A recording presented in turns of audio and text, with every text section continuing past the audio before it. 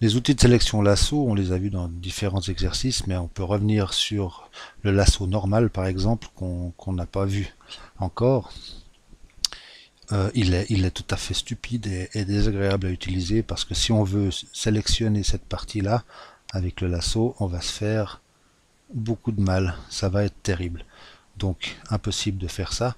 L'outil lasso ne sert qu'à une chose, c'est si je prends par exemple un crayon comme ça, en blanc, et puis que je fais une tâche, hein, admettons, voilà, je fais ça, j'aimerais colorier, alors je peux très bien prendre mon outil pinceau, me mettre en noir, et puis colorier avec un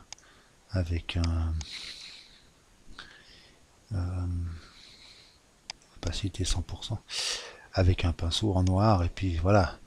Maintenant, il y a aussi la possibilité de prendre par exemple l'outil lasso, sélectionner en gros la zone, faire édition, remplir la sélection de noir. Voilà. S'il y a plusieurs endroits, on peut faire avec Shift ajouter à la sélection. On peut ajouter ce qu'on veut, faire une nouvelle sélection pour remplir de noir. Bon, ça c'est une première chose.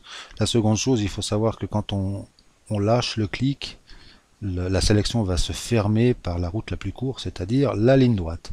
Si je pars de là, je fais un petit pont. Si je relâche, tac, je vais sélectionner, je vais donc sélectionner en un seul trait ici.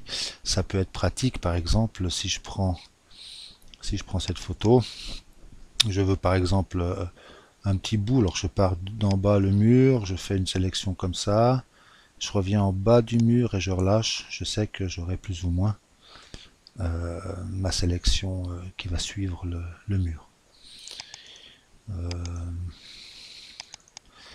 Les sélections sont également, elles agissent uniquement dans des endroits existants. Si je fais par exemple un trait ici, je ne peux rien faire, impossible de déplacer la sélection car aucun pixel n'est sélectionné. J'étais dans du vide, hein, on se rappelle les damiers, en fait c'est là où il n'y a pas de fond, il n'y a pas de dessin, il n'y a rien, donc il n'y a aucun pixel de sélectionné. Même si la sélection paraît faite, elle ne fonctionnera pas. En revanche, si je sélectionne avec mon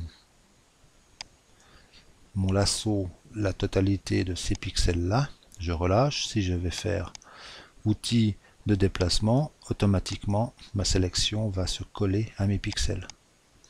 Ce qui peut être pratique pour sélectionner quelque chose et puis aller le coller ailleurs. Ça c'est une première chose. Il faut savoir aussi que si j'utilise le lasso polygonal, je peux faire des traits. Et si je veux, par exemple, traverser ma forme, je peux faire, je tiendrai le clic et j'appuierai sur Alt. Et ma sélection est devenue le lasso normal. Et j'ai relâché la touche Alt et c'est redevenu lasso polygonal. Je sais, c'est pas toujours évident de comprendre tout ça. Donc, on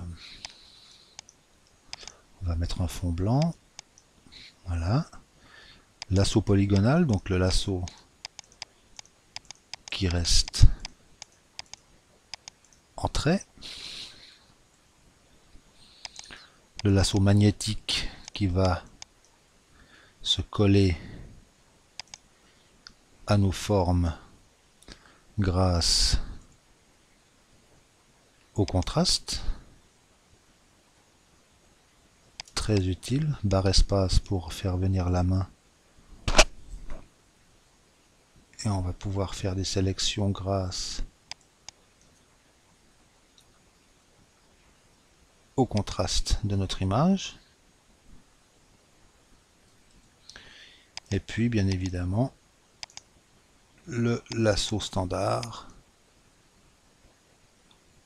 qui est un lasso grossier pour sélectionner des endroits un peu où la précision n'est pas forcément obligatoire.